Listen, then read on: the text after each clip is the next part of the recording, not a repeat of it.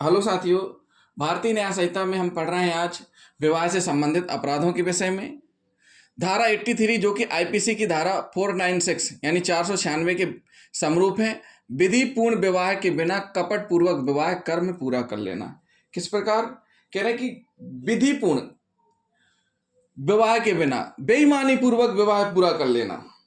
उसका आशय कैसा हो? बेईमानी का आशय हो, बेईमानी से विवाह कर्म पूरा कर लेना।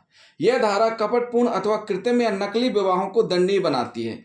यह धारा ऐसे मामलों में लागू होती है जिनमें विवाह का एक पक्षकार वैवाहिक कर्म करते समय दूसरे पक्षकार को यह झूठा विश्वास दिलाता है कि वह विधिपूर्ण विवाह कर रहा है, जबकि उसे वास्तविकता का पता रहता है कि वह विवाह विधिपूर्ण नहीं कर रहा है। क्या किया गया इसमें स्पष्ट? एक उदाहरण हम समझाते हैं। कोई पुरुष है, उसने क्या किया? कपट पूर्वक झूठी शादी कर ली जो लीगल नहीं है, और महिला पक्ष को ये पता नहीं है। अब वो लोग सही मान रहे हैं, तो यहाँ पर क्या माना जाएगा? पुरुष पक्ष के द्वारा कपट पूर्वक विवाह पूरा किया गया है। इसके लिए आवश्यक तत्व कौन कौन से हैं?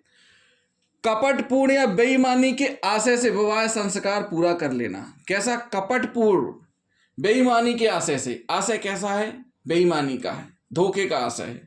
दूसरा पॉइंट, ऐसा वैवाहिक संस्कार करा लेने वाले को यह ज्ञात होना कि इस विवाह से वह विधि पूर्ण रीति से विवाहित नहीं है। जो यह कपट पूर्वक बेईमानी से विवाह संस्कार पूरा कर रहा है, उसको पता है, ज्ञात है कि वह विवाह विधि पूर्ण रीति से विवाहित नहीं है। अर्थात इस कर्म को यह जानते हुए करना कि इसके द्वारा वह विधि पूर्वक विवाहित नहीं हुआ है, जानते हुए करना, तो ये कहलाता है विधिपूर्ण विवाह के बिना कपटपूर्ण विवाह कर लेने के लिए दंड। जो इस प्रकार का कृत्य करता है उसको धारा 83 के तहत दंडनीय माना गया है। जो विवाह कपटपूर्वक करता है, जो पक्ष यह जानते हुए दूसरे पक्ष के साथ कि वह बेईमानी पूर्वक विवाह कर रहा है, फिर भी करता है, सामने वाले पक्षकार को पता नहीं होता है। अभी हमने पिछली धारा 81 में कुछ बताया था। धारा 81 और 83 में क्या अंतर है हम आपको समझाएंगे।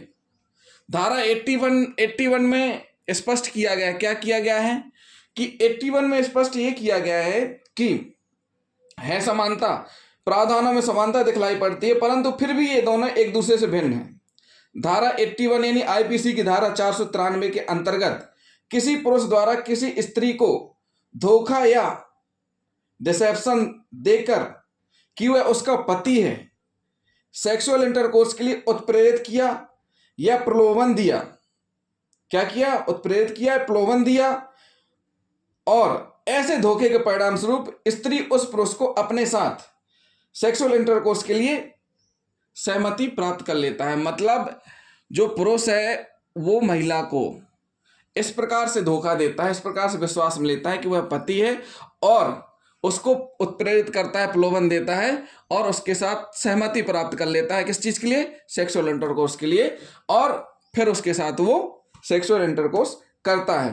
परंतु धारा 83 में क्या स्पष्ट किया गया है? धारा 83 जो कि आईपीसी की धारा 496 के समरूप है कि अपराध के लिए धोखा, सेक्सुअल इंटरकोर्स ये कुछ भी आवश्यक नहीं है।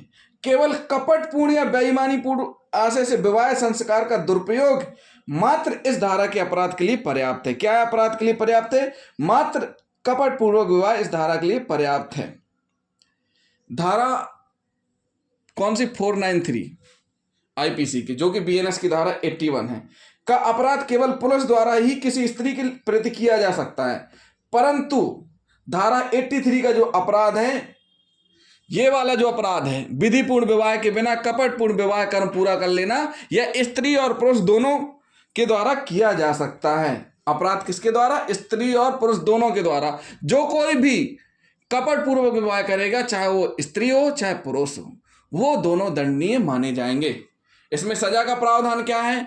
इस धारा में सजा का प्रावधान है 7 वर्ष तक कारावास और जुर्माने से दंडनीय होगा। क्या होगा? 7 वर्ष तक का कारावास और जुर्माने से दंडनीय माना जाएगा दोष सिद्धि होने पर। तो साथियों, जिन साथियों ने अभी तक हमारा चैनल सब्सक्राइब नहीं किया है, हमारे चैनल को सब्सक्राइब कर लें और वीडियो को अधिक से अधिक शेयर करें। साथ ही साथ कमेंट भी करते जाएं, और अपनी कोई भी प्रॉब्लम्स है, कुछ भी डिस्कशन करना है तो भी हमसे कमेंट में पूछ सकते हैं। थैंक यू दोस्तों।